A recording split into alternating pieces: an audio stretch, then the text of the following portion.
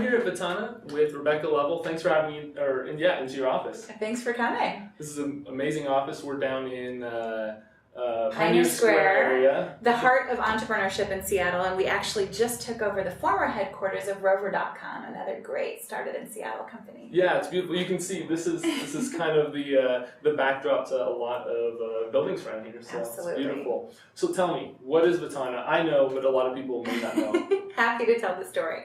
So we were founded about 4 years ago on the idea that education empowers.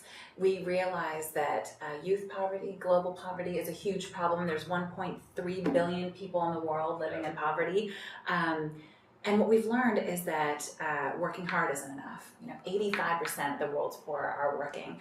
Having a high school degree isn't enough. 100 million high school graduates around the world are living on under $2 a day. Wow. So we wanted to go in and attack that part of the problem. And we realized that there are so many young, hardworking high school graduates that just need another year, 2 years, 3 years of education to get some specialized training to permanently leave behind that world of poverty and get stable wage earning employment. And the only thing standing between them and living that dream is financial access to education. So that's where we came in. We pioneered the student microloan.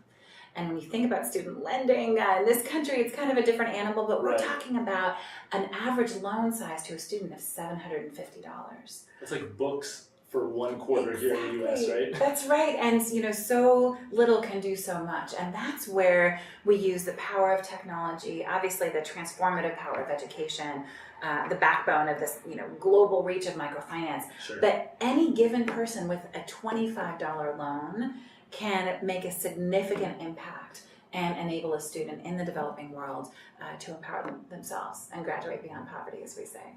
That's great, because obviously, you said $25. That's very attainable for a lot of people in the U.S. That's right. So that's a great way to attack the problem by taking little bites out of it. Exactly, and for those of you techies who are familiar with this sort of Kickstarter-like feeling, that's what it is. We're doing campaigns, one student at a time.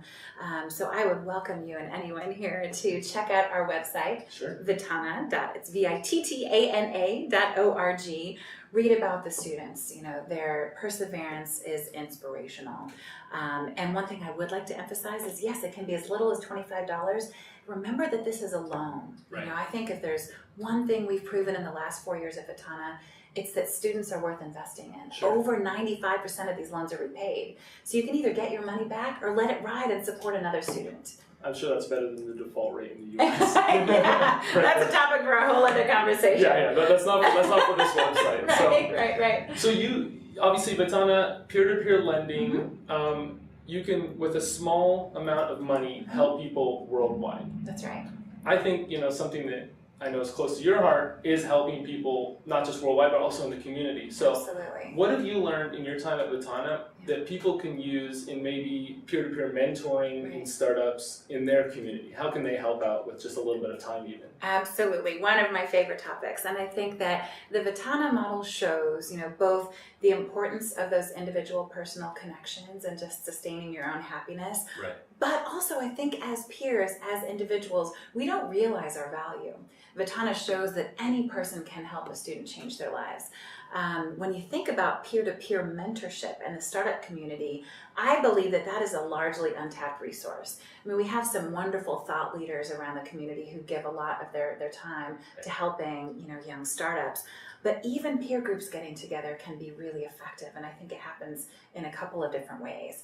Even if you get a couple of startups together, people think, oh, it's the blind leading the blind. But you could be 3 or 6 months further down the path in your development, and you can help me, who's right behind you, not make the same mistakes that you've made. Right.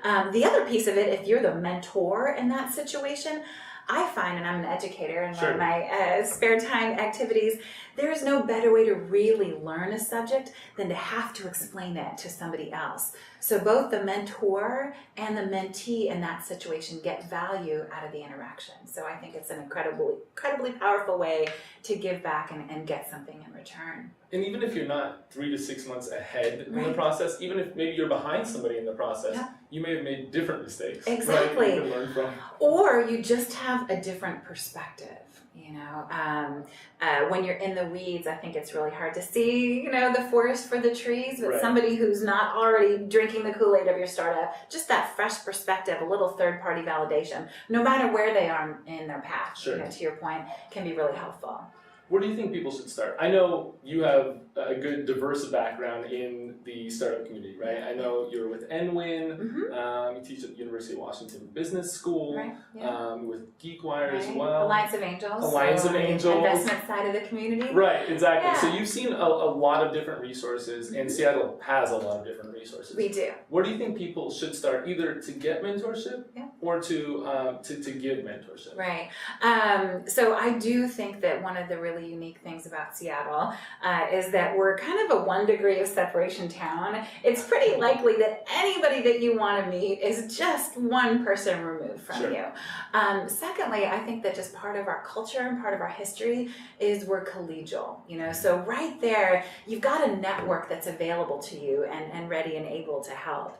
I think there's some tremendous events around the community that try to foster that. Sure. Whether it's Seattle Tech Meetup or GeekWire events or Startup Grind or Open Coffee, lots of places where you can just go to meet people. And I think for a lot of folks, networking is a dirty word. They'd rather go to the dentist and get their teeth pulled.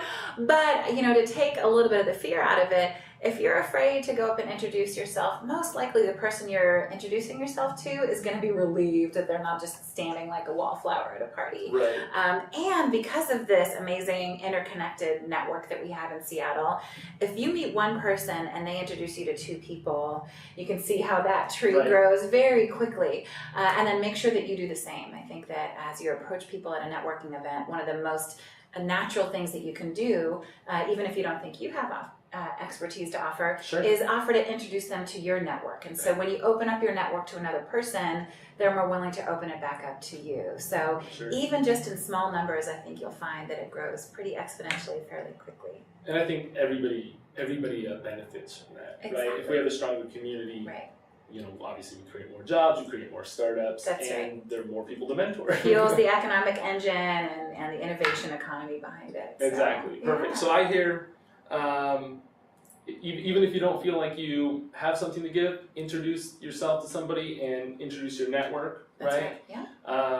Go to some of the tech events. There's a lot of people out there, and There are, and I know that when you're a 1 or 2 person startup, you're really busy writing code, and that's absolutely what you should be doing: writing code, talking to customers, validating a product, all of those good things.